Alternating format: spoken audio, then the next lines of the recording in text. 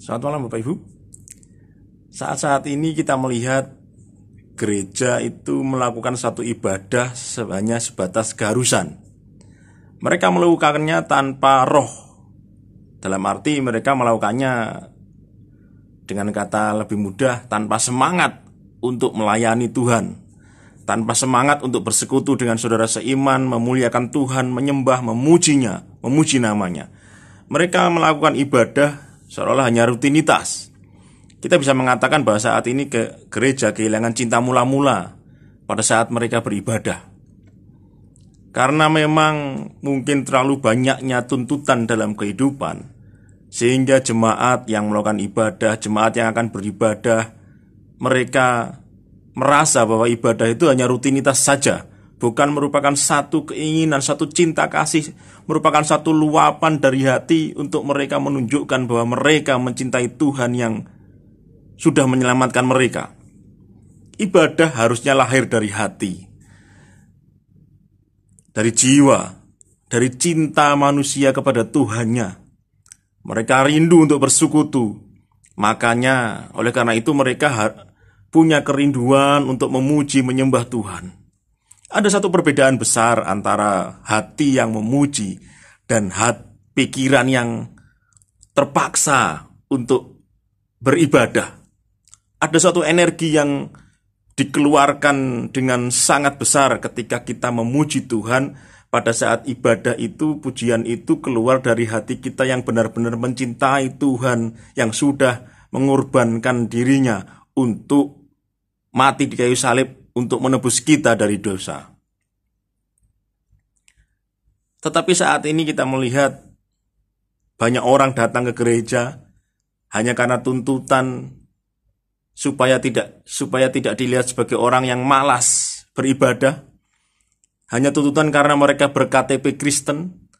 Hanya tuntutan supaya mereka dianggap sebagai orang yang rohani di mata jemaat yang lain, di mata masyarakat yang lainnya.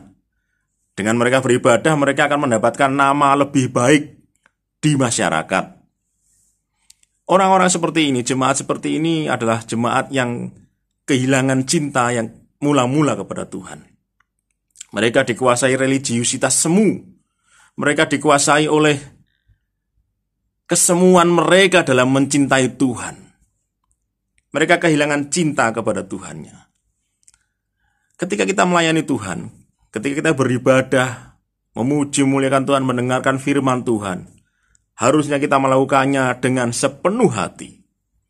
Kita melihat banyak orang di gereja, di saat mereka mendengarkan ibadah, bukan firman Tuhan yang mereka dengarkan, tapi mereka malah membaca berita di internet secara online, buka medsos, buka chattingan, mungkin order masuk atau apa. Lah, kekristenan juga tidak lepas dengan hal seperti ini. Ketika kita sekarang dipermudah untuk membawa Alkitab dalam bentuk Android, dalam bentuk mungkin iOS, dalam bentuk HP, tablet, tetapi kita terkadang lupa ketika kita mendengarkan firman Tuhan, kita malah membuka medsos kita, membuka orderan kita, bahkan lalu melupakan firman Tuhan yang saat itu disampaikan oleh pengkhotbah. Teknologi memang memungkinkan kita untuk semakin mempermudah aktivitas kita. Di dalam satu gadget, di dalam satu alat kita bisa berkomunikasi, kita bisa membaca Alkitab dan melakukan banyak hal kegiatan lain. Tetapi seringkali ketika kita menghadap Tuhan, ketika kita beribadah, mendengarkan firman Tuhan, memuji Tuhan, kita kehilangan sentuhan ilahi. Kita lebih mementingkan untuk menerima order, untuk membaca berita di situs berita online, mendengarkan gibahan di medsos, daripada mendengarkan firman Tuhan. Teknologi membawa sisi positif, tapi di sisi lain juga membawa sisi negatif bagi kita. Tergantung bagaimana cara kita menyikapinya. Bukan teknologi yang salah, tetapi cara kita untuk memakai hasil produk teknologi tersebutlah yang bisa membuat hasil teknologi itu benar atau salah di tangan kita. Religiusitas kita juga bisa seperti ini. Ketika kita sebagai orang Kristen, ketika kita beribadah, jangan sampai ibadah kita itu hanya semu belaka. Kelihatan semu belaka. Kita beribadah dengan raga kita beribadah dengan badan ninah kita, tetapi jiwa kita memikirkan hal yang lainnya. Jiwa kita tidak ikut beribadah, jiwa kita tidak ikut menyembah Tuhan, jiwa kita tidak ikut memuji Tuhan. Pikiran kita juga tidak mendengarkan firman Tuhan dengan sungguh-sungguh. Pikiran kita masih dipenuhi oleh apakah dagangan saya laku, apa besok yang saya makan, seperti itu. Bapak Ibu, 2 jam ibadah bukanlah waktu yang terlalu lama sebenarnya. Kenapa kita tidak bisa meluangkan waktu dengan baik hanya 2 jam saja dalam 1 minggu untuk beribadah dengan sungguh-sungguh? Memuji Tuhan dengan sungguh-sungguh, mendengarkan firman Tuhan juga dengan sungguh-sungguh. Pada saat kita beribadah, berikan roh, hati, dan jiwamu, seluruh pikiranmu, seluruh badan ragamu untuk memuliakan Tuhan sepenuhnya. Hanya 2 jam saja dalam 1 minggu. Maksimal itu mungkin ya. Bahkan ada gereja yang hanya 1 jam saja. Kenapa kita tidak memberikan yang terbaik untuk Tuhan? Ketika kita memberikan yang terbaik, bukan hanya hari harta saja, tetapi dari pikiran kita, dari raga kita, itu juga kita berikan yang terbaik untuk Tuhan. Kalau kekristenan hidup dalam suam-suam kuku, tidak salah jika dalam kitab Wahyu kita dimuntahkan Tuhan. Karena kehidupan rohani kita yang suam-suam kuku, yang hangat-hangat kuku, hangat-hangat tai ayam lah. Mungkin orang seperti itu mengatakannya. Mudah kehilangan semangat, mudah kehilangan cinta yang mula-mula, mudah kehilangan satu ekspresi untuk memuji Tuhan, untuk mendengarkan firman Tuhan yang sungguh-sungguh, memuji yang penuh ekspresif. Tidak peduli Bapak Ibu memuji Tuhan dengan alat musik secara lengkap, atau dengan keyboard atau piano saja, atau mungkin dengan gitar saja, akustik. Tidak peduli. Ketika kita melayani Tuhan, ketika kita memuji Tuhan dengan alat apapun, jika hati kita benar-benar kita serahkan kepada Tuhan, hadirat Tuhan pasti nyata.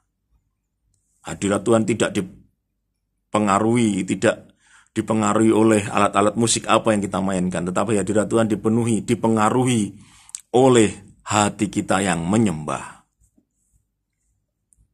Jadilah orang Kristen yang benar-benar mencintai Tuhan.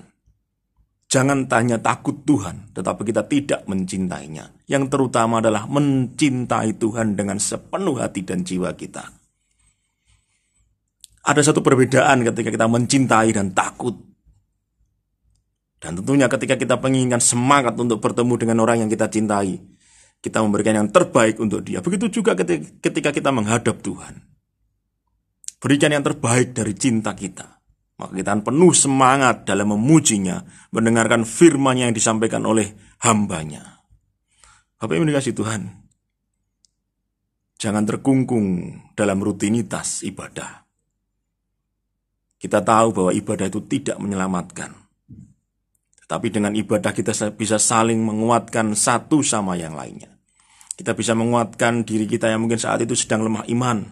Kita bisa menguatkan saudara-saudara kita yang sedang membutuhkan penguatan iman dari kita.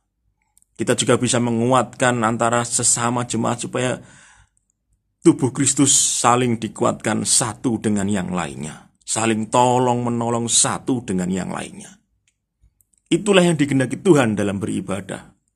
Bukannya sekedar datang, kasih persembahan, lalu tidak ambil pusing dengan pertumbuhan gereja. Tidak ambil pusing dengan kondisi jemaat yang lain. Tidak ambil pusing dengan orang-orang yang ada di sekitar kita, dengan saudara-saudara seiman kita, dengan sesama tubuh Kristus. Bahkan tidak peduli dengan apa yang kita naikkan untuk memuji Tuhan, untuk memuliakan Tuhan. Itu suatu hal yang sangat menyedihkan bagi orang-orang yang menganggap diri mereka sudah diselamatkan oleh Tuhan Yesus Kristus. Ingat pengorbanan Yesus di atas kayu salib untuk menyelamatkan kita. Untuk menyelamatkan kita. Bukan untuk orang lain, tetapi untuk menyelamatkan kita. Kenapa kita tidak membalasnya dengan hati yang bersungguh-sungguh, dengan jiwa yang sungguh-sungguh untuk memuji Tuhan dengan segenap hati, mendengarkan suara Tuhan dengan segenap pikiran dan jiwa kita. Dengarkan Tuhan dengan sungguh-sungguh. Pujilah Dia dengan segenap hati dan jiwa kita, dengan ekspresi yang penuh dengan semangat untuk memuji Tuhan, mendengarkan firman-Nya. Jadilah orang Kristen yang benar-benar mencintai Tuhan dengan segenap hati dan jiwa kita, dengan segenap raga dan pikiran kita. Jangan setengah-setengah. Selamat malam, kiranya kita dikuatkan untuk menjalani hidup ini bersama dengan Kristus Yesus, satu-satunya Tuhan dan Juru Selamat kita, sampai kesudahan zaman. Amin firman Tuhan.